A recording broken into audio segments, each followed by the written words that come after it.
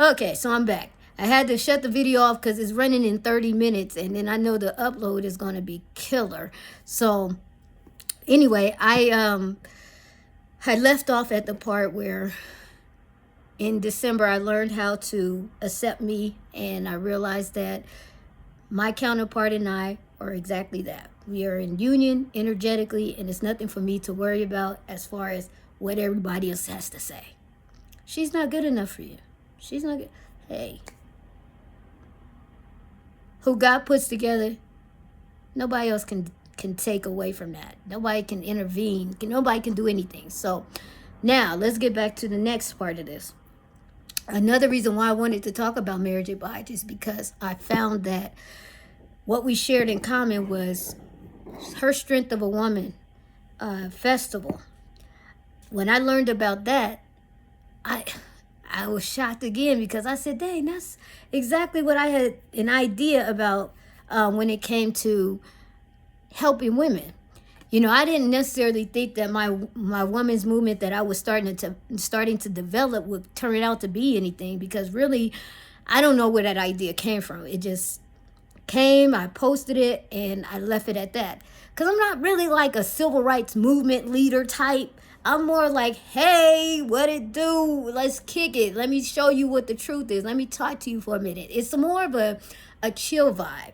And then there's times when I want to be on my what's her name? Tiana, Princess and the Frog. I want to be glamorous, and you know, it's a different tone to me on every level. So when she came out with the Strength of a Woman's Festival, I was excited, because I was like, oh man, if we get together, now we have a real movement. Because Mary got a whole following. She got a whole serious black following. And if the message can be conveyed properly, you know, no offense to anybody, but again, if offense is taken, it's on you. I didn't agree with all the men in it. I felt like this is a woman's festival. Now let's promote women. I feel that every time black women get together, they want to promote black men. It's okay if they want to join, but right now, I think the importance and the focus should be on 100% black women. Those who want to include men, go create another festival. Go create another movement. Okay? You want to hold on to your black kings? Go do that somewhere else. Right now, we're uplifting black women who need to know that they come first. Not even their kids. Don't have kids until you're ready. Don't look at him as the go-to. You know, one thing I was watching on a movie yesterday, and it really irritates me.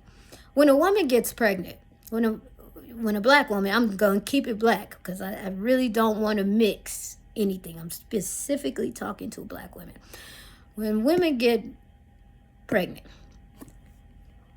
they get nervous. Oh my God, I don't know what he's going to say. I don't know if he's going to be happy. Fuck how he feels. That's your body. Why does it matter if he's happy or sad or mad? You're the one that's going to have to make the decision to take care of that child. I cannot stand how women look for men for validation. First of all, let's break this thing down. You choose to have sex, right? Man and woman. What comes out of sex? Unprotected, a baby, and diseases. I didn't know. The hell you didn't know. You chose this man to sleep with. You let him enter into you unprotected. So you're going to either have a baby, a disease, or a sexual attachment to him. Okay? So that's the first thing to know. When you're allowing yourself to be open, that is your womb. So you're allowing any energy that is connected to him or in him to enter into you. So when you give him that kind of power, you now limit your own. So that's why I don't have respect for women that love to talk about their men. You are the responsible one. So you need to be responsible. You pick him. He doesn't pick you. I was never chosen. See, if you had self-respect and self-love, you wouldn't worry about him choosing you. Your crown tells you, I'm sitting in my position. You want me? Masculine energy? You come to me. I manifest you. You come to me. You don't get off your seat, your pedestal for him. What he wants me to do is, if he wants you to do something, he will do it himself. All these crybaby ass men are getting on my nerves, because one minute they want to cry that their women is not taking care of them, but then every chance that they get to run out on her, he does it. And it's no care about how she feels. So if he doesn't care about how you feel, why do you care how much about how he feel? He's not your son. And even your son don't even need that much attention and love and all that. When you are blessed to have a seed created inside of you, you now are the carrier. You become the guardian. You're not the owner. It's just like renting a property. Your womb is being rented for that baby to come through. When that baby comes through, you're now in charge of its health, of its protection, guidance even. But you don't own the child. You don't make them do what you want to do when you want to do it. And those are dogs. Y'all got enough dogs and cats to make them do. You can't make the cat, but you can make the dog. Y'all can bark orders at your dog all day, but you don't do that to your kids. They're not your dogs. And that's a whole nother story for me with these people and they damn dogs. I'm sick of them. But anyway, when you allow a man to come in, you don't give him your power. You make him adjust himself. Make him respect you. But you can't make anybody do anything unless you do it for yourself. So every time you talk about what he did and he didn't do this, you are supposed to be taking care of yourself, young lady. Ain't that what the mamas always enforcing in the girls? You gotta do, you gotta do. Well, why you don't tell your sons that?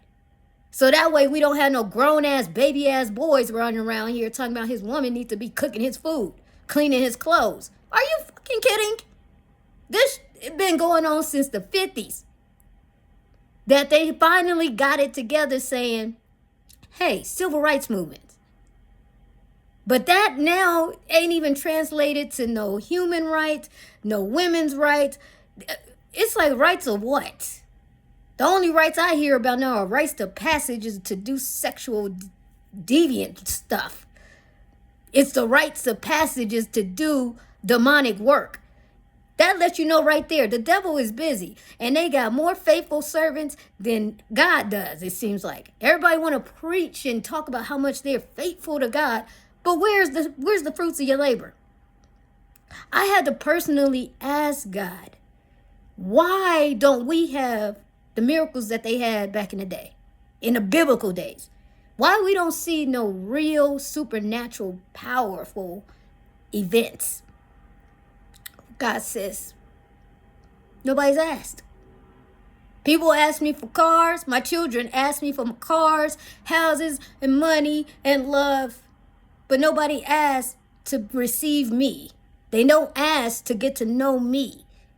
So because they don't ask, they do not receive. So here I am. The one out of the bunch. I don't know who else is listening, whoever might be another one, but I know me. I don't care for this superficial shit. None of it. That's what I was saying in my last videos about love. I wasn't seeking love because I see what people do. I've watched people my whole life. I had to sit on the bench of life because God didn't want me getting involved in all of the stuff that was happening. I had to keep my purity so I can keep my sanity. When I see women, black women, give their power away and they always talking about some dirty black ass nigga, you allowing him to be that. You clean yourself up so his dirty ass can clean up too. He know he can't step to you if he's a dirty ass nigga, but if you a dirty ass bitch, then what you think? He can bring his trifling ass over to your house and sit on your couch and do whatever he want to do. Hell, he can now bring another woman in your face. Maybe two. It's so ass backwards in how everything is working to where people have lost themselves But not only themselves, they lost their whole way. Which way we want to go? And we're not even talking about the happy community. What the hell happened to gay, straight, and lesbian? We are queer, we are indecisive, we're bisexual, we are transgender, taking women's men, and wow. I said, damn. I sit on this internet just to observe, just to watch what people are talking about and stuff. Some of this should be funny. I said, I can't believe this. Oh, that bitch think that. I got her, man. I'm more woman than she is. You're more woman than a woman is? I'm done. I'm done. That's my point. Black women, you're not even competing with women anymore for your man. You competing with a trans woman who is with your man. Now, I think it'll be quite a good time to say, the hell with all that shit. Let me go in here and talk to God. Let me find out who I am meant to be so I can attract me somebody worth my time. So I can be involved in a community that embraces my whole essence. Not somebody asking me for a piece of me. All this download crap, all these part-time lovers, all these multiple lovers, that's for people that are sick. When you need multiple people, it's something wrong. You're not fulfilled within yourself because we can only technically handle one other person. But I'm not knocking nobody that want to have multiple relationships. Hey, my ex-wife, hey, she had a baby on me while we was married. One of her times of leaving, she was pregnant. You know, pregnancy take a whole, 9.5 months. By the time I see her again, her son was ready to turn a year in a week after a week later. I said, what? She wasn't even going to tell me. She brought her ex-girlfriend to my house, and they just happened to come to my door. I don't know what this whole meeting was about, but she comes to my door, and I didn't even recognize her. I was like, I said her name, but I'm looking at the box of smokes that we used to smoke together. So that's how I recognized who she was. She changed. I was like, and so I guess I must have changed to her too, because she was like, we looking at each other like, damn. I think it's been a year past the time we had seen each other. It was like a year. And by the time we saw each other, and she's telling me the friend mentioned the son. And I said, who has a son? And she says, I do. I said, oh, wow. And I wasn't really surprised because she had came to my house before, and her girlfriend and her, they was a married couple. So however the polygamous thing worked out, her couple had a fight. The wife had, I don't even want to tell the story. The shit was so ridiculous. I couldn't believe it. But anyway, she comes to my house with a knot on her forehead. So I'm like, what the hell happened to you? She got into a fight with her ex-girlfriend, or her girlfriend at the time. And then they had.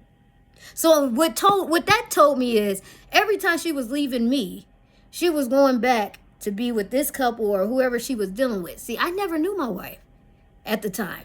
I knew that she would have late night meetings, not meetings, but she'll leave at like 2, 3, 4 in the morning. I'm like, where the fuck is she going? I used to think she was going back to her parents' house or whatever.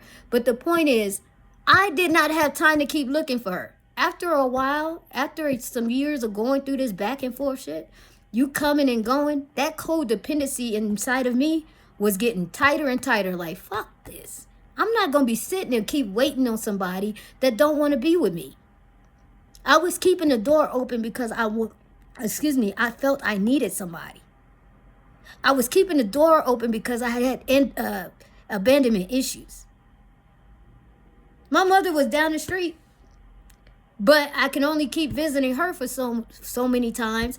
So I was like, I'm just by myself. And that's how my whole life has been. People was always around me. My phone was always ringing. But guess what? It was for favors. Hey, I said, can you do this? Hey, and I get out of my bed. I used to drive across town to take a girl that I used to like. I used to take her to work, and she's like 2 minutes down the street from where she worked. She can actually probably 5. But because I wanted to show my love or whatever it was I thought I needed to do, I was doing crazy shit. I look back at all of that now and I say, why was I doing that? I was doing it for the love of who? That wasn't no respect there. I didn't get no appreciation. When my birthday came, when Valentine's came, holidays, I didn't receive nothing. And if I did get a gift, it was, this is my last. Why do I have to get burdened with you giving me your last, or you making it known that it's costing you to give me something? You can go ahead and keep it. But then these be the same ones who tell me, oh, look what I bought such and such. Are you fucking kidding me? That's like somebody owing you money, which happened to me, of course. Owing you money, but telling you, look at these new shoes I bought. You still owe me money. And you gonna show me some shoes you bought? Yeah, I had it all happen to me. I had it, the ex that I keep talking about, damn near a G, okay? Just loaning money. And then she hit 7 jackpots. She gave me and my brother $40 out of that. And I'm pissed off because I'm like, how you gonna give my brother the same amount as me and we supposed to be together? She came up with whatever excuse. And then I said, on top of that, you owe me all this money. She done stole from me and everything. So I said, have it all, honey. I've had it all done. I said, you know what? I'm not mad. I took all of that pain and turned it into power.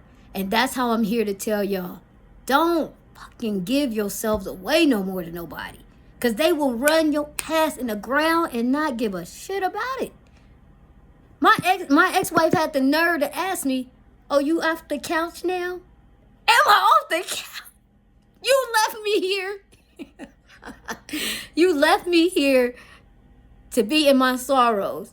And then had the nerve to ask me, am I off the couch now? Yeah, I'm off the couch. By an African woman that I met over the phone. Actually, I met online. I started talking to from WhatsApp. And she helped me off the couch. Actually, she showed me a lot about spirituality through like long distance relationships, which actually helps me now with my counterpart, where I learn how to telepathically connect, and I learn spirituality stuff, nothing deep, because I'm not really into all the rituals and practices, but it was enough to understand and be open. And we had a nice exchange, although it did cost me some money because I get the sad stories. But the benefit out of all of that, I didn't send her money because I felt obligated. I just felt like she's in Uganda. She needs some money. I'll send it to her. So I sent her some money. Sent her $40 the first time. And I think she was like, that's it? I was shocked. Because I'm like, are you kidding me? That was me being nice. And you going to tell me, is that it? And then for her birthday, I sent her $200. And so it was a gift. It was like a surprise. And, hey, I appreciate you. When my stepfather passed, I didn't have a single person to call. Me and my ex-best friend wasn't friends. My ex-wife, she couldn't be found. And so I had the girl from Africa to call, and she was supportive to me, and I got through it. And that was in 2020. I had a real bad year. And so after all this time, and I got my passport. I got my passport because I thought I was going to go to Uganda to go meet her. And then COVID happened. So I said, see how that worked? She was there for a purpose. Everybody comes into your life for a reason. Reason, season, or lifetime. But most times they're just really there for a reason. And we keep them there in their inappropriate places. Somebody that's not meant to be for a lifetime, you keep them there, they're going to ruin your life. Because they're overstayed their welcome.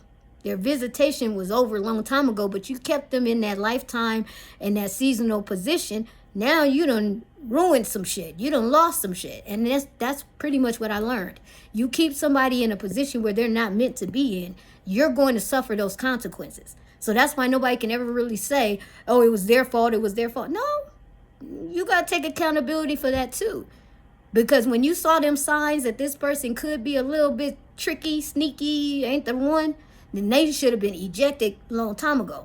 But we have our own reasons why we keep people in our lives. And I'm honest to say I was codependent. Everybody that I manifested in my life showed up.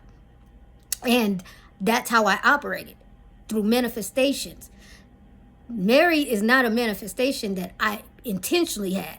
Mary is a connection that I've always had. This is a soul connection that goes way back in time. So when she showed up, it let me see clearly that everybody I manifested all had a link to showing me who I really was, so that I can get in preparation for the one I'm meant to be with. Now, that's not to say that Mary and I will be together. That's who is meant to be. But we all have alternate people. We have higher level commitments that we can enter into, or we can choose to stay single for the rest of our lives.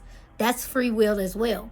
So I'm not dead struck on anything that's coming to me. I know what I'm blessed with. I know what I'm promised, and I know how I'm moving forward. So all these things that I've been talking about goes back to one single thing. When you learn how to love yourself, and I mean the good, the bad, the ugly, and you sitting with yourself, not seeking validation, not allowing somebody to come in and tell you anything. It's removing those beliefs that you had about what families look like, the ideas about a household with a man and woman. You have to release all of that. And you have to be open to see the truth. And it's so funny that some people later in their life discover that they was homosexual the whole time. They never wanted to admit that because they were scared. So they lived a whole life in a lie. And see, I've had that happen too. I was scared to tell my second boyfriend, my second friend, that I was with a woman. So I ruined something beautiful between us. He forgave me. He never even said anything to me about it, but I carried that for some years. And when I went and had intimacy with him again, 8 years later, he had female products in his cabinet, and I was like, how the fuck did I get mad about that? You are the same one that did not tell him you was messing with a woman, and everybody else ended up telling him for you. And he didn't confront you about it. He didn't say anything. He didn't even stop being your friend. So what you doing? So I had to check myself. I was wrong. I never even said sorry.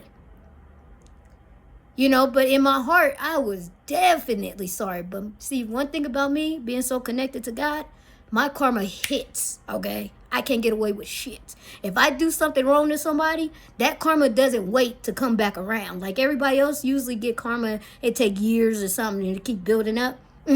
Mine is instantaneous. Don't do anything. I tried to steal a piece of candy when I was younger just to test the waters. I lost my whole damn coat. A leather coat. I stole something small, but I lost something big. So I learned how to stop doing stupid shit. I didn't need to steal. I just wanted to see if I could do it because I like to tell stories. So I figured if I had a story, which is how I started having sex, I wanted to have a story to tell my girls. I was boring to everybody. You don't smoke, you don't drink, you don't do this. No, I didn't have no desire. But I picked those habits up because I wanted to be like everybody else. I wanted to fit in.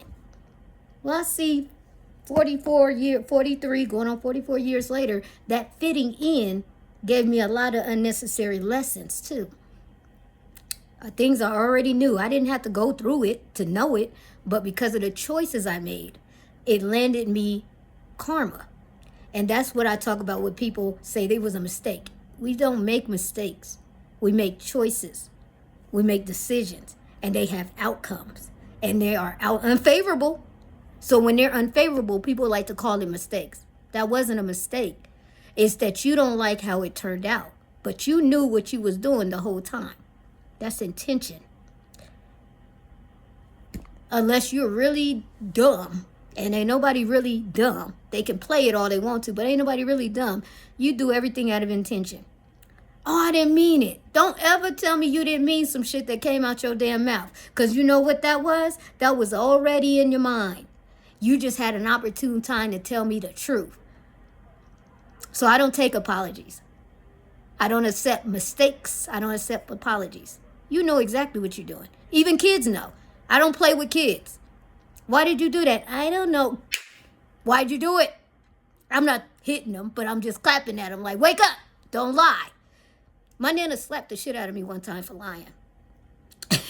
She told us to go to bed, and I said, I'm going to get some water.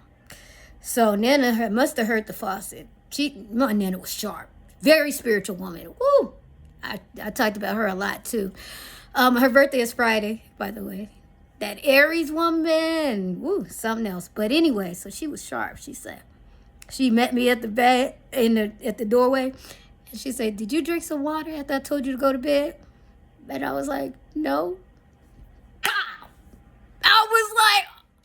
I was so shocked I couldn't even cry. Because first of all, I love my Nana so much, and my Nana never hit me. So, she'll pull out the switch, and we'll get ass whooping from the switch, but she usually called my mother to whoop my ass. This time, she smacked the shit out of me. I was like Wayman in Low Down Dirty Shame. He said, I was shocked. So I was trying to figure out, how did my Nana know? Because I even turned the water on, where she couldn't hear it. So I was like, how the hell did she know I did that? I had the water on my lip. I tried to lie with the evidence. So this is what I learned. I never told another lie. Ever. Because I wasn't a liar to begin with. Again, this is me testing the waters. I don't steal, but I wanted to see what happens. I don't lie, so I wanted to see what happens. And that's how I know my instant karma is real. So it keeps me honest. And I say, thank you, God, for that. It keeps me honest. So everything I say, everything I do, how I live, everything about me is pure. But translucent. And it's all about being a light. If I'm a vessel for God, I have to be clean. I can't be out here speaking on behalf of God, and then that's false prophecy. And be doing other things. So that goes back to the mistakes, and people want to holler, well, everybody does it. Well, that goes back to the saying too. Parents used to ask, well, if everybody jumped off the bridge, would you do it too? No. So why are you always comparing yourself? Just because everybody's doing it don't make it right. Just because everybody's saying it don't make it right. Hell, a lot of people will disagree with what I have to say. But if one person stands by me and agree, who the fuck cares? We right. You know what I mean? But it's not going to be one person because nobody likes to stand out. See, I don't mind it no more. I used to try to hide and be in the background. God said, nope, put me right in the front. First of all, my height, I'm barely 5 feet. Here we go. I got to get in the front of the line every time. I wear glasses. And back then, I really couldn't see. I had old lady eyes at a very young age. So I'm sitting in the front. And then my name, Ezekpe. I can't say it in my dad's native tongue, but Ezekpe. I call myself Ezekpe. I have a very unusual name, Isis Monet Ezekpe. You think anybody gonna let that slide? Hey, what kind of name is that? So everything about me just said, you may as well just go in the front. You may as well just go ahead. So it took me up until 2023 to start getting into the front. I said, gosh, I cried though. I cried like a baby. God, why? I can't do it. Because it was all about people. People are mean. And I got a mouth on me now. Fuck y'all, I don't give a fuck. And I don't like to be in that energy because it's not conducive to what I'm doing for myself and what the energy I'm trying to put out. So I don't go back and forth with people no more. It's like you are entitled to feel how you want to. Just know that you cannot step to me in the way that you used to. People used to criticize, put me down. I had a really bad, not childhood, but experiences that I never even realized they was that bad because I just kept shooting past everything. If somebody was mean, I'm like, yeah, whatever, that's okay. Yeah, whatever. And then it didn't hit me until I had to be in this room and I cried about stuff I didn't even remember happened. And I was like, damn. So that's the truth about healing.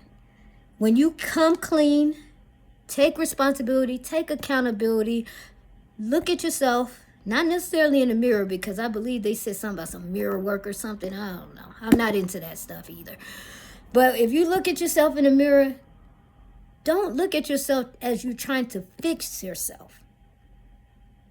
No, take a different approach. You know, all that makeup wearing is a cover-up. It's beautiful. It makes you look beautiful. It only highlights the things that God is natural, that you have naturally, that God is giving you. Wear your hair out. We are too ashamed of our hair. I cut mine because it's so unmanageable. But at the same time, it's freeing me from the overweight. I mean, I can't explain it. My hair is something totally different to me now, whereas I used to just be like, I hate my hair, I hate the texture, I'm an African, blah, blah. I was disrespectful to myself because everybody else was disrespectful. I didn't have the wavy hair that my mom's side of the family had. I had the coarse, real, break a comb type of hair. Nah, I'm just kidding. It wasn't that bad. My hair was not ever that bad, but it was coarse enough to where it's like, woo, this take a little bit more work. The pressing take a little bit more time. So, you know, I've come to love myself though. I had some thick ass eyebrows when I was younger. Luckily for me, I don't know if it's all the waxing I did over the years or if I just got older and it started thinning out. But I used to have Cookie Monster eyebrows. I mean, there was stuff about me I was like, damn, you are not cute. But I ain't never told myself I wasn't cute. That's the funny thing about it. I never had self-esteem issues personally. I didn't see myself till other people started seeing me. That's how I developed my identity. So now, just as well as I got my identity from the people, I can take that shit back. Fuck you, fuck you, fuck you. I'm fine.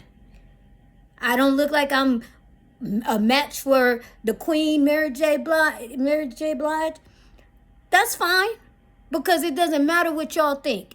It's what she thinks. It's what I think. It's what God says. So when it comes down to it, whoever you're... Oh, yeah, and speaking of matches, get off of Luenell. Luenell with Albie Shore, fuck y'all. Or everybody that got a comment about that woman and she's not good enough for him, you don't know what is going on in their relationship. And to me, they look very fucking happy. I hate it when people are talking about other people. She doesn't have to be a beauty queen because those bras ain't about nothing. Now, if you want somebody that look good, go get them. But you're going to be complaining that she ain't holding you down. Because what I say, black men need to be held down by their black woman. The problem with that is the black woman don't never have time for herself. I'm not saying it's not okay for a woman to take care of her man. I'm saying she needs to learn how to take care of herself first, because he gonna wear her ass down and she gonna be singing and listening to Mary J. Blige songs with an attitude. Attitude, that nigga did this, that nigga did. Mary's singing about her pain and she's growing through it. But when I hear people singing Mary's pain, singing Mary's pain, they're not singing it from the same context of growth. They're using it as validation to say, Mary was going through it, so I'm going through it. No, Mary was going through it, but now she's moving through it. And that's where you need to move through that pain. So when I hear that, people talking about this woman and this couple, hey, you see what the hottest Hollywood couples are. What they call them, lavender couples now? Just shut up, everybody. Mind your business. Help yourself so you can get into a better relationship with somebody else. That's all. You can't love nobody until you love yourself. So while you putting other people down, that's the energy you could be putting yourself up. I think I'm done with my messages, but I might come back because for some reason I'm feeling more compelled to let some more stuff out. But I've already put in like an hour and a half with y'all. But so if I come back, then cool. If not, I'll catch y'all later. Peace.